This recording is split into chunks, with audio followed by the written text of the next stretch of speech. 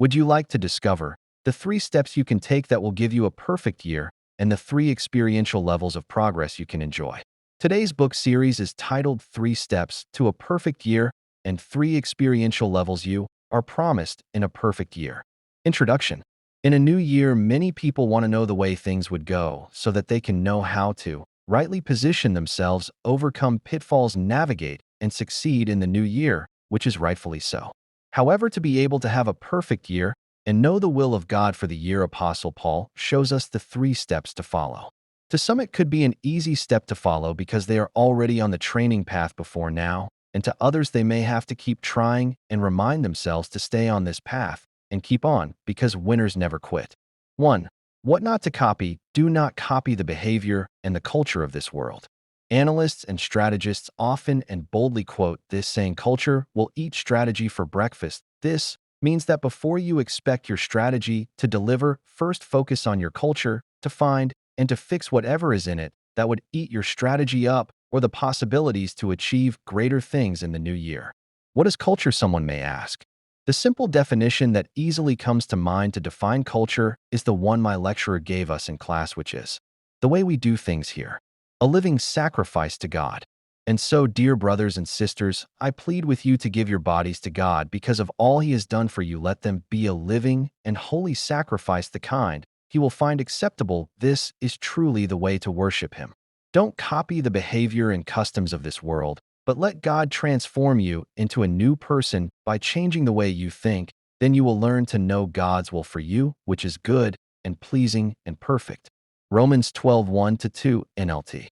To know God's will for you, for your business, your family, and that which will deliver a perfect year for you, the first instruction is, don't copy the behavior and the custom of this world.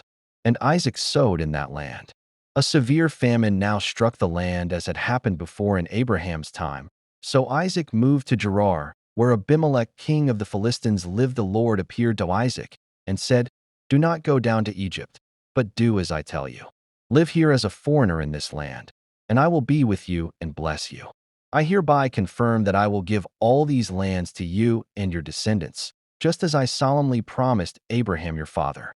I will cause your descendants to become as numerous as the stars of the sky, and I will give them all these lands. And through your descendants, all the nations of the earth will be blessed. I will do this because Abraham listened to me and obeyed all my requirements, commands, decrees, and instructions." So Isaac stayed in Gerar. Genesis 26:1-6 NLT. One simple rule to be outstanding in what you do is to observe the masses and do the opposite. There was a famine in the land, and Isaac wanted to move. This sounds reasonable, but God said, "Do not move, but stay and sow in the same land." God gave Isaac a clear "do not," and then told him what to do. God simply laid the principle of smart and lasting success before Isaac and us, the principle to observe what is going on around, what and how others are doing, where they are rushing to, and simply do the opposite is laid clear before us. This is an ancient strategy rooted in the Bible, established and designed by God to give those who will seek and obey His instructions an outstanding success and a perfect year. God gave Isaac a clear promise of a successful year, and when Isaac obeyed, he enjoyed the reward of his obedience. What did God tell you to do, and how did He tell you to go about it? This is one of the ways to have a new and perfect year. The temptation is higher when you have the power to do so and you are told not to. There is a way that seems right to a man, but its end is the way of death. Proverbs 14:12 NKJV. When Isaac planted his crops that year, he harvested 100 times more grain than he planted, for the Lord blessed him. He became a very rich man, and his wealth continued to grow. He acquired so many flocks of sheep and goats, herds of cattle, and servants that the Philistines became jealous of him. So the Philistines filled up all of Isaac's wells with dirt. These were the wells that had been dug by the servants of his father, Abraham. Genesis 26:12-15 NLT. Note your freedom of choice will come with a test of obedience. The clue to Isaac's success in a season of famine when others were complaining and counting their losses is stated in the following verses 12 and 13. Isaac was able to harvest 100 times more because the Lord blessed him, and the Lord blessed him because he obeyed to stay behind in Gerar. Isaac moved to Gerar on his way to Egypt. His destination was Egypt, but God appeared to him, changed his plan even though his load might be packed and donkeys loaded. He obeyed. He unpacked his bags and stayed behind. A fully grown man abandoned his plans because God told him so. May you recognize God and his voice when he appears to you, and may you have the grace to obey what he says to you. Note that the blessings that come after your obedience will attract attention.